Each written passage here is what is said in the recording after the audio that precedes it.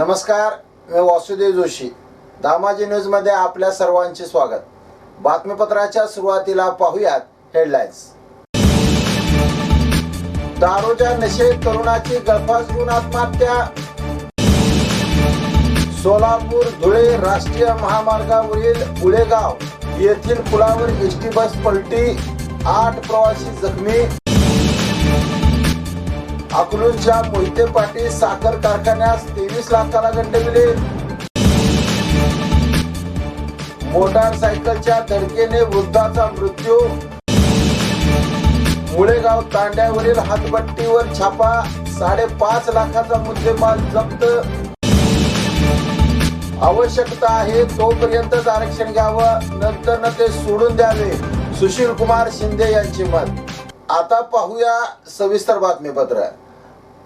दारूच्या नशेत मोहोळ शहरातील पुणे रोडवर 33 वर्षीय तरुणाने घरात साडीच्या साह्याने गळफास घेऊन आत्महत्या केल्याची घटना दिनांक 25 नोव्हेंबर रोजी उघडकीस आली आहे. निलेश बाबुराव मेत्रे असे आत्महत्या केलेल्या तरुणाचे नाव आहे. याबाबत मोहोळ पोलिसांनी दिलेल्या माहितीनुसार निलेश मेत्रे हा कुटुंबियासमवेत मोहोळ शहरातील पुणे रस्त्यावरील माळी वस्ती येथे राहत होता. निलेश हा ड्रायव्हर म्हणून काम करत होता. तो दिनांक 24 रोजी रात्री 10:30 वाजण्याच्या सुमारास तो दारू पिऊन घरी आला. त्या दरम्यान कुटुंबातील सर्व सदस्य झोपण्यासाठी गेले होते. निलेश याने बेडरूमच्या खोलीचा दरवाजा आतून कडी लावून बंद करून घेतला. 25 रोजी पहाटे 5 वाजण्याच्या सुमारास नेहमीप्रमाणे त्याच्या कुटुंबातील लोकांनी त्याला उठवले असता आतून प्रतिसाद न आल्याने खिडकीच्या जाळीतून पाहिले असता निलेश याने साडीच्या साह्याने गळफास घेतल्या आत्महत्या केल्याचे निदर्शनास आले. त्यानुसार मोहोळ पोलीस ठाण्यात खबर देण्यात आली असून अधिक तपास मोहोळ पोलीस करीत आहेत. सोलापूर धुळे राष्ट्रीय महामार्गावर उळेगाव येथील पुलावर एसटी बसला अपघात होऊन ती पलटी झाली. ही घटना रविवारी 26 नोव्हेंबरच्या रोजी पहाटे 4:45 वाजण्याच्या सुमारास घडली आहे. अपघाताची माहिती मिळताच स्थानिक रहिवाशांनी दुर्घटनास्थळी धाव घेऊन जखमींना अपघातग्रस्त बसमधून बाहेर काढून उपचारासाठी सोलापूरच्या शासकीय इस्पितळात पाठवून दिले आहे. या अपघाताला निमंत्रण देणारा अरुंद पूल कारणीभूत असल्याचे दिसून आले आहे. याबाबत मिळालेली माहिती अशी की महाराष्ट्र राज्य परिवहन महामंडळाची MS06S8729 या क्रमांकाची बस सोलापूरहून भोकरकडे निघाली होती. सोलापूर बस स्थानकावरून सुटलेल्या एसटी बसला अवघ्या 14 किलोमीटर अंतरावर राष्ट्रीय महामार्गावरील उळेगाव येथे अरुंद पुलावर अपघात झाला. एसटी बस पुलाच्या कठड्याला घासून पाठीमागील 2 चाकं निखळून बस पलटी झाली. अपघाताचा आवाज ऐकून जागे झालेल्या काही स्थानिक ग्रामस्थांनी दुर्घटनास्थळाकडे धाव घेतली. उळेगावचे पोलीस पाटील पांडुरंग कुंभार, श्रीकांत आरगे आणि त्यांच्या सहकार्याने तात्काळ मदत कार्य करून बसमधील सर्व जखमींना सोलापूरच्या सिव्हिल हॉस्पिटलला पाठवले. या दुर्घटनेत बस चालकासहित 8 प्रवासी जखमी झाले आहेत. सोलापूर धुळे राष्ट्रीय महामार्गावर असलेल्या उळेगाव येथील दोन्ही बाजूपैकी तुळजापूर सोलापूर वाहतूक मार्गावर नव्याने बांधण्यात आलेल्या पुलावर अपघातांची संख्या नाहीच्या बरोबर आहे. मात्र सोलापूरकडून तुळजापूरकडे जाणाऱ्या लेनवर जुना पूल आहे, जो अरुंद पूल म्हणून पाहिला जातो. या पुलाच्या आसपास आजपर्यंत अनेक अपघात झाले असून काहींना आपल्या प्राणास मुकावे लागले आहे. या अपघाताची माहिती मिळाल्यावर राज्य परिवहन महामंडळाच्या अधिकाऱ्यांनी रविवारी सकाळी दुर्घटनास्थळी येऊन घटनास्थळावर अपघातग्रस्त वाहनाची पाहणी केली. या पथकात आगार व्यवस्थापक जुंदळे, यंत्र अभियंता लोंढे, विभागीय वाहतूक अधिकारी पाटील हे होते. अकलूज येथील सहकार महर्षी शंकरराव मोहिते पाटील साखर कारखान्याच्या स्पिरिटचा पुरवठा करतो म्हणून 23,81,000 रुपयाची फसवणूक केल्याप्रकरणी संयुक्ता इंटरनॅशनलचे व्यवस्थापकीय संचालक संदीप डी काकडे देशमुख राहणार बारामती यांच्या विरुद्ध अकलूज पोलिसांनी फसवणुकीचा गुन्हा दाखल केला आहे. या संदर्भात मोहिते पाटील साखर कारखान्यातील ॲसिड प्रकल्पाचे व्यवस्थापक संपतराव देशमुख अकलूज यांनी पोलिसात नुकतीच फिर्याद दाखल केली आहे. संयुक्ता इंटरनॅशनलचे संदीप काकडे देशमुख यांनी साखर कारखान्यात स्पिरिटचा पुरवठा करतो असे सांगून 40,000 लिटरची ऑर्डर घेतली. त्याप्रमाणे संपतराव देशमुख यांनी त्यांच्या खात्यावर 4 एप्रिल 2023 रोजी 23,81,580 रुपये जमा केले होते.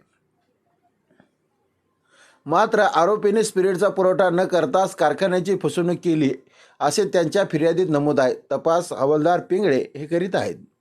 आसरा चौक परिसरात भरधाव वेगाने आलेल्या मोटारसायकलची धडक लागून रस्ता ओलांडणारा वृद्ध गंभीर जखमी होऊन मरण पावला. हा अपघात 23 नोव्हेंबर रोजी घडला आहे. काडय्या महालिंगय्या स्वामी वय 59 राहणार कल्याणनगर भाग 1 लक्ष्मी मंदिरजवळ मजरेवाडी सोलापूर असे मृताचे नाव आहे. हे आसरा चौकात रस्ता ओलांडत असताना MH13 EB 1794 या नंबरची मोटरसायकल रोहित कालकुटी याने भरधाव वेगाने आणून काडय्या स्वामी यांना जोरात धडक दिली. त्यामध्ये ते खाली पडून गंभीर जखमी झाले. त्यांना उपचारासाठी दवाखान्यात नेत असतानाच त्यांचा मृत्यू झाला.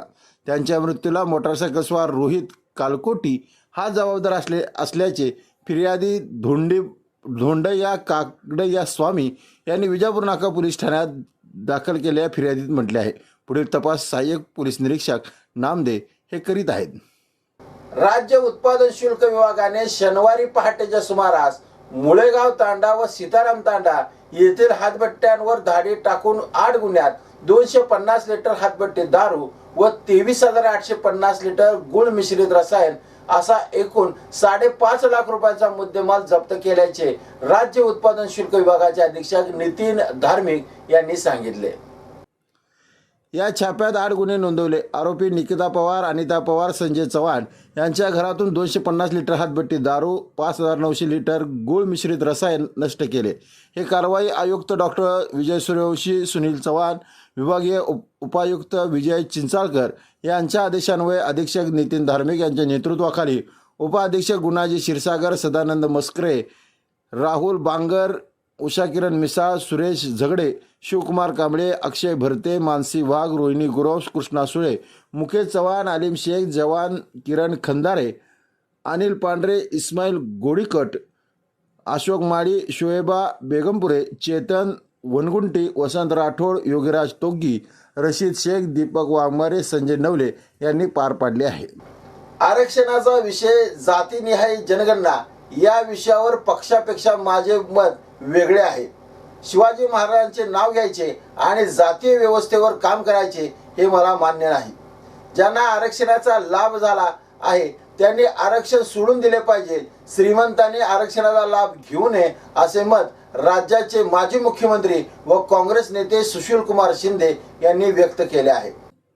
सुशीलकुमार शिंदे म्हणाले की सन 1980 पर्यंत जात हा मुद्दा राज्यात महत्त्वाचा नव्हता. 1985 नंतर मात्र परिस्थिती बदलली. छत्रपती शिवाजी महाराजांचे नाव घ्यायचं आणि जाती व्यवस्थेवर चालायचं हे मला अजिबात मान्य नाही. जातीचा आणि आर्थिक विषयाचा काहीही संबंध नाही. पण राज्यात सुरू असलेली परिस्थिती पाहता चिंता वाटायला लागते. पुढे काय होईल हे सांगता येत नाही. आरक्षण देण्याचे सरकारने कबूल केले असेल तर ते त्यांनी द्यायला हवं. कायद्याच्या चौकटीत ते कसं बसवायचं हे सरकारने ठरवावं. माझे मत आहे की कोणाचं आरक्षण काढून देऊ नये, स्वतंत्र कायदा केला पाहिजे. माझं मत आहे की जोपर्यंत आवश्यकता आहे तोपर्यंतच आरक्षण वापरलं पाहिजे, नंतरनं सोडलं पाहिजे. ज्यांची आर्थिक क्षमता आहे त्यांनी आरक्षणाचा लाभ घेऊ नये. माझ्या बाबतीत जात हा मुद्दा महत्त्वाचा नाही असे श्री शिंदे म्हणाले आहेत. हे होतं आजचं बातमीपत्र. पुन्हा भेटूयात एका नवीन बातमीपत्रासह. नमस्कार.